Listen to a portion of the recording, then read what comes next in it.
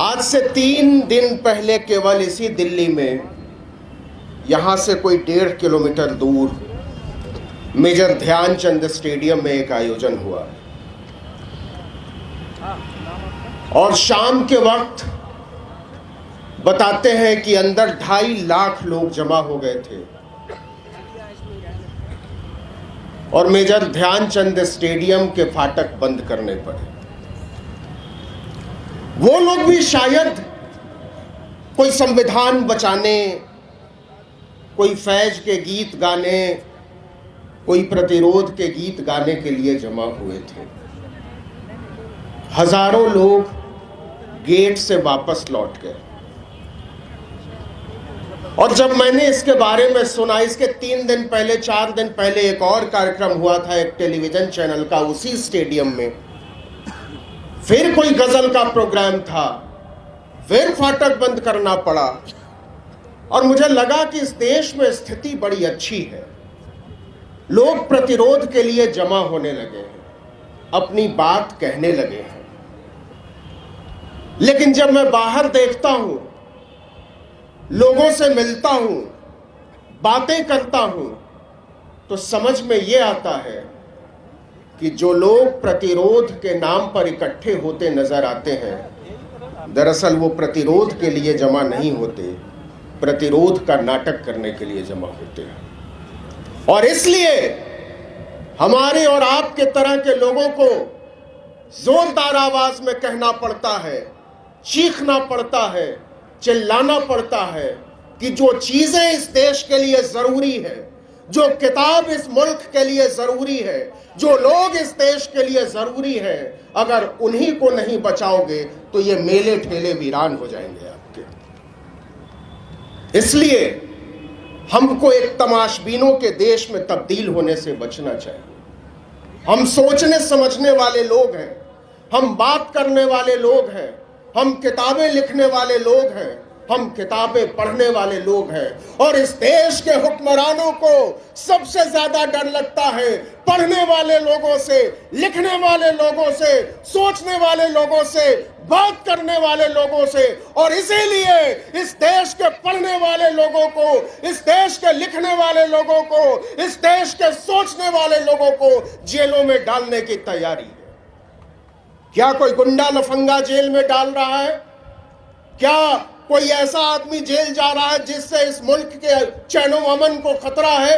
नहीं साहब, इस देश में जेल में डाले जा रहे कौन लोग? विश्वविद्यालयों में पढ़ाने वाले लोग, विश्वविद्यालयों में पढ़ने वाले लोग, किताबें लिखने वाले लोग, भाषण देने वाले लोग, विचार करने वाले लोग। क्योंकि आपको पता है कि यह सोच एक दिन आपकी सत्ता को उखाड़ कर फेंक देगी, इसलिए आप हर बात करने वाले आदमी को जेल में डाल देना चाहते हैं। लेकिन अगर आप सोचते हैं कि आप हमारी तरह के लोगों को, इधर बैठे लोगों की तरह के लोगों को, आपकी तरह के लोगों को जेलों में डाल देंगे, जेलों को भर देंगे, तो बातचीत करने वाले लोग खत्म हो जाएंगे, किताबें पढ़ने, लिखने, बोलने, भाषण देने वाले लोग खत्म हो जाएंगे। ये होने वाला नहीं है, ये होने वाला नहीं है।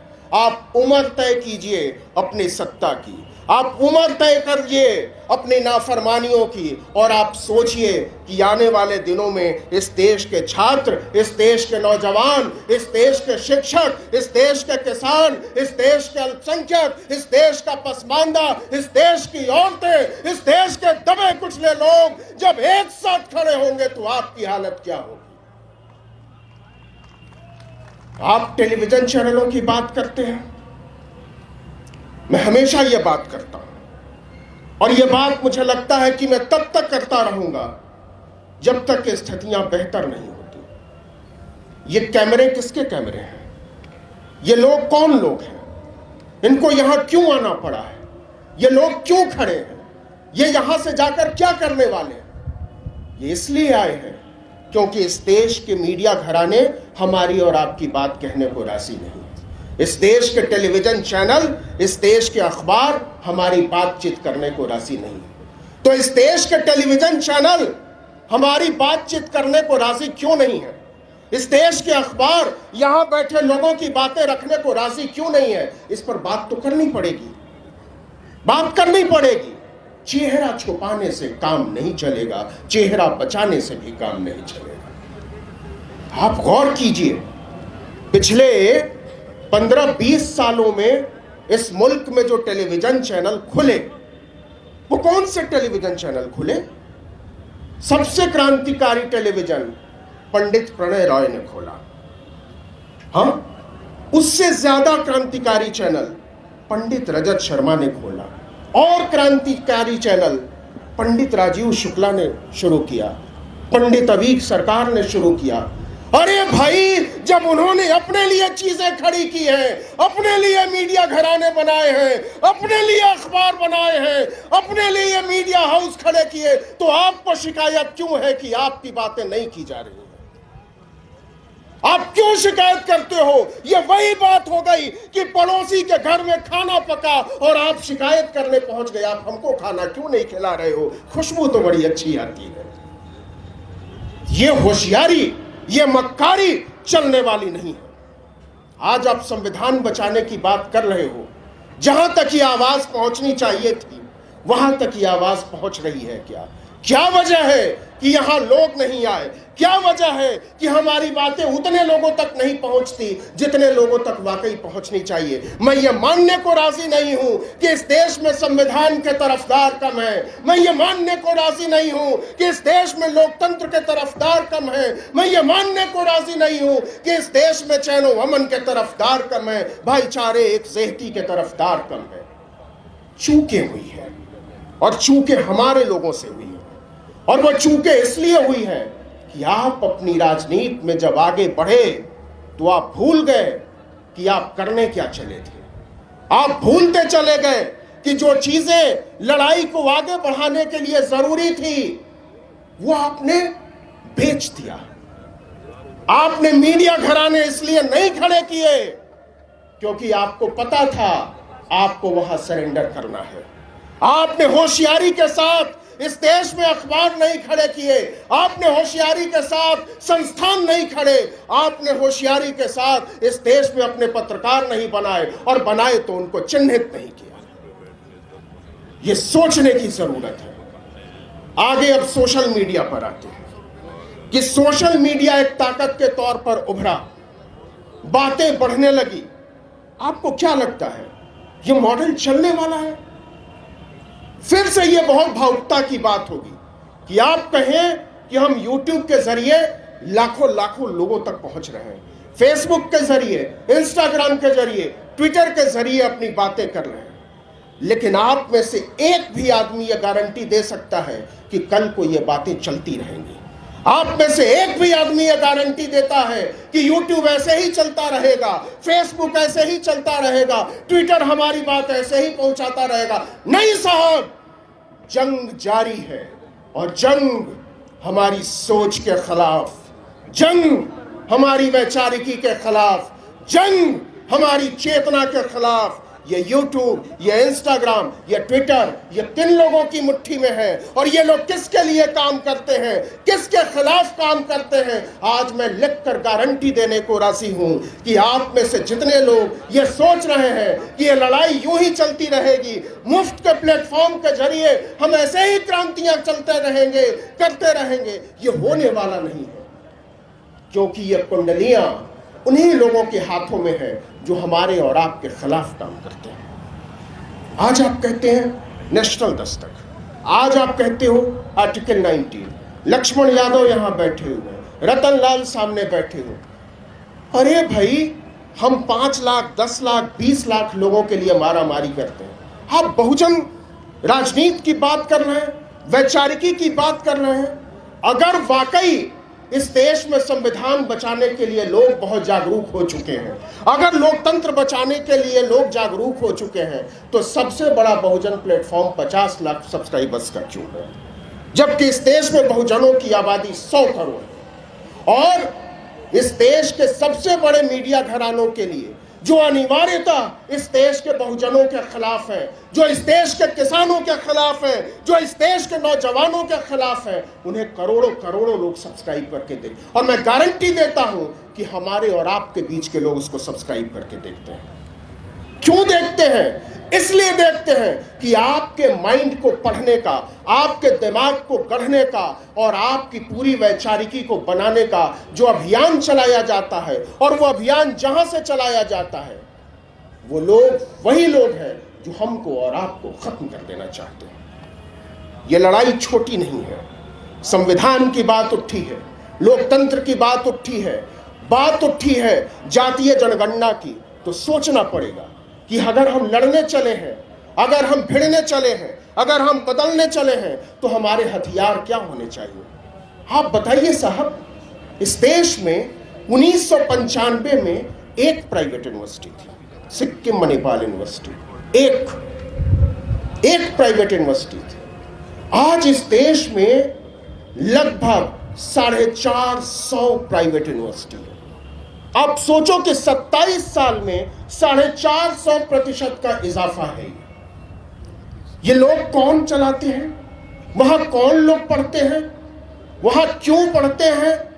कहां से आते हैं वो लोग? इस पर भी बात करने की जरूरत है।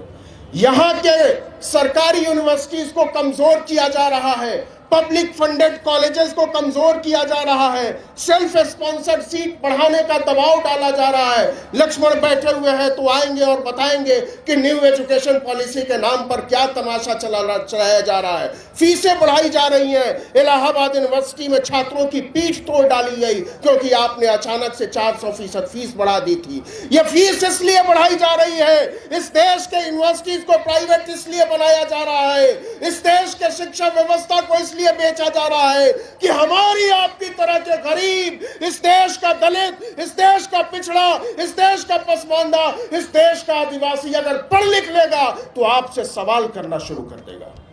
और आप सवालों से बचना चाहते हैं, इसलिए इस देश के विश्वविद्यालयों पर सस्ती पढ़ाई पर, पढ़ाई के अधिकार पर ताला लगा देना चाहते हैं। अगर हम और आप वाकई इस देश के संविधान को बचाने के लिए गंभीर हैं, इस देश के लोकतंत्र को बचाने के लिए जरूर गंभीर हैं, कौमी एकजहती को बचाने के लिए गंभीर हैं, तो इस देश के सारे प्राइवेट यूनिवर्सिटीज के फाटक तोड़ दिए जाने चाहिए, उनको खोल दिया जाना चाहिए।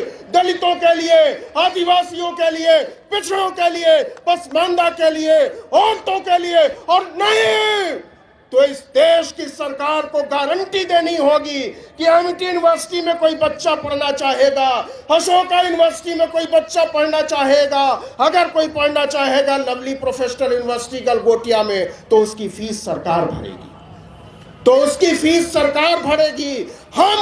हमारी तरह के लोग आपकी तरफ से यह ऐलान कर रहे हैं कि साहब हमारी औकात नहीं है अशोका यूनिवर्सिटी में पढ़ने की, साहब हमारी औकात नहीं है एमिटी यूनिवर्सिटी में पढ़ने की, हमारी औकात नहीं है इस देश के आला तरीन प्राइवेट यूनिवर्सिटी में पढ़ने की। लेकिन अगर आप वाकई बराबरी की लड़ाई पर हो, अगर इस देश को चलाने वाले वाकई ये गारंटी देते हैं और ये कहते हैं डंके की चोट पर कि वो सामाजिक न्याय के पक्ष में है, तो शिक्षा के अन्याय के साथ ये सामाजिक न्याय का ढोंग नहीं चल सकता। लेकिन क्या हमारे नेता, क्या हमारे चुने हुए नुमाइंदे ये कहने को तैयार हैं कि इस देश के विश्वविद्यालयों में, इस देश के प्राइवेट विश्वविद्यालयों में, इस देश के दलितों, पिछड़ों, आदिवासियों, पसमानदा के एडमिशन की, नौकरी की गारंटी देनी होगी? नहीं है तैयार। क्या आप जानते हैं कि इस देश के आईआईटी में, एम्स में, आईआईएम में कोई पीएचडी नहीं करने देता आदिवासियों को, दलितों को, पिछड़ों को। क्यों पीएचडी नहीं करने देता? इसलिए नहीं करने देते कि वहां पढ़ाने वाले लोग नहीं है इस तबके के। और आप कहते हो कि हमको ईडब्ल्यूएस करना है, हम आर्थिक आरक्षण की बात करेंगे। इस देश की सबसे ऊंची अदालत में बैठने वाला एक जज खुलेआम कहता है कि जातीय आरक्षण को खत्म करने का समय आ गया है। और हम और आप खामोशी से सुनते हैं, जाकर दिल्ली के ध्यानचंद स्टेडियम में गाने सुनते हैं, मस्त नाचते हैं, सेल्फियां खींचते हैं और आकर सोचते हैं कि कॉमरेड क्रांति हो रही है। ये क्रांति हमारे और आपकी नजरों के सामने धोखा है। बदलाव का जो ये ढोंग रचा जा रहा है वो एक दिन हमारी आने वाली नस्लों को बर्बाद कर देगा। मैं आपसे इसलिए नहीं आया हूं कि हम अपने आप को बचा लें। मैं इसलिए आया हूं कहने के लिए कि हम अपनी आने वाली नस्लों को बचा लें। हम वो बचा लें जो हमको बाबा साहब ने दिया था। और यकीन मानिए कि जो हमको बाबा साहब ने दिया था उससे कम कम कम हमारे पुरखों ने हमको सौंपा है। हमको रिक्लेम करना होगा, हमको चीजों को वापस हासिल करना होगा, हमको छीनना होगा, क्योंकि मांगने से बात बन नहीं रही है। हमको यहां से, ऐसे समारोहों से और ऐसे तमाम आयोजनों से ये संदेश भेजना होगा अपनी आने वाली नस्लों को कि जो चीजें हमको हमारे पुरखों से मिली है, हमको हमारे विरसे में मिली है, उससे उससे बहुत ज्यादा हम अपने आने वाली नस्लों को सौंप के जाएंगे। ये बात सिर्फ राजनीति की नहीं है मेरे दोस्त, ये बात सिर्फ वैचारिकी की नहीं है, ये बात सिर्फ हक और हुकूक की नहीं है, ये बात हमारी भावनाओं की है, ये बात प्यार की है, ये बात सम्मान की है, ये बात इज्जत की है, ये बात हमारे और आपके सपनों की है, जिसको नीलाम करने के लिए हमारे और आपके सपनों को मंडी में खड़ा कर दिया जाए। इस मुल्क को मंडी में तब्दील किया जा रहा है। इस मुल्क की रेलें नहीं बेची जा रही हैं। इस देश के दलितों, पिछड़ों, आदिवासियों के सपने बेचे जा रहे हैं। इस देश के हवाई अड्डे और हवाई जहाज नहीं बेचे गए हैं। हमसे और आपसे हमारा हक छीना गया है। इस देश की सड़कें नहीं बेची गई हैं। हमसे और हमारा आपका हक छीना गया है। और अभी भी अगर हम और आप ये समझने को, सुनने को राजी नहीं है तो देर पहले हो चुकी है और देर हो जाएगी। मैं ये बात पूरी ताकत से कहना चाहता हूं और बार बार कहना चाहता हूं कि पीछे देखना छोड़ना होगा। उन लोगों ने जो गलतियां की हैं, हमको उससे आगे बढ़ना होगा।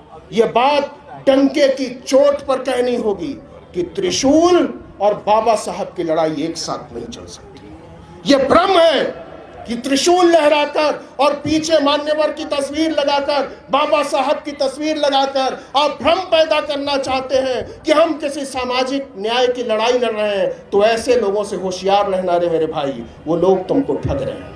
ठगों से, जालसाज लोगों से, जाली लोगों से, फरेबियों से सावधान रहना, नहीं तो वो लोग आपको बीच बाजार में खड़ा करके नीलाम कर देंगे। इस देश को मंडी केवल उन लोगों ने नहीं बनाया है जो लोग हम पर राज करना चाहते थे, जो लोग हमारी चेतना के लुटेरे थे। इस देश को मंडी उन लोगों ने भी बनाया है जिन लोगों ने हमारे साथ खड़े होकर हमारे सपनों को आगे ले जाने की गारंटी दी थी। और इसलिए ये बात बार बार कहने की जरूरत है, हर मंच पर कहने की जरूरत है, चीख चीख कर कहने की जरूरत है कि हम आप में से हर एक का चेहरा पहचानते हैं। हम पहचानते हैं आपके जूतों का तल्ला जिससे आपने हमारे सपनों को रौंदा है, और अब हम और इसके लिए तैयार नहीं। बात लंबी हो गई है, बहुत सारे लोग बोलने वाले हैं, इसलिए मैं खत्म कर रहा हूं अपनी बात को केवल इतना कह के कि आने वाले दिनों में ये लड़ाई और बड़ी होगी।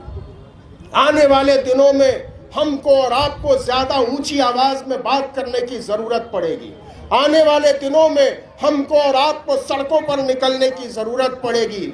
आने वाले दिनों में हमको और आपको जेल जाने की जरूरत पड़ेगी, लाठियां खाने की जरूरत पड़ेगी, और जरूरत पड़ी तो मरने की जरूरत पड़ेगी। क्या आप इसके लिए तैयार हैं? और अगर आप इसके लिए तैयार हैं तो यकीन मानिए कि इस देश से संविधान का राज कभी खत्म नहीं होगा।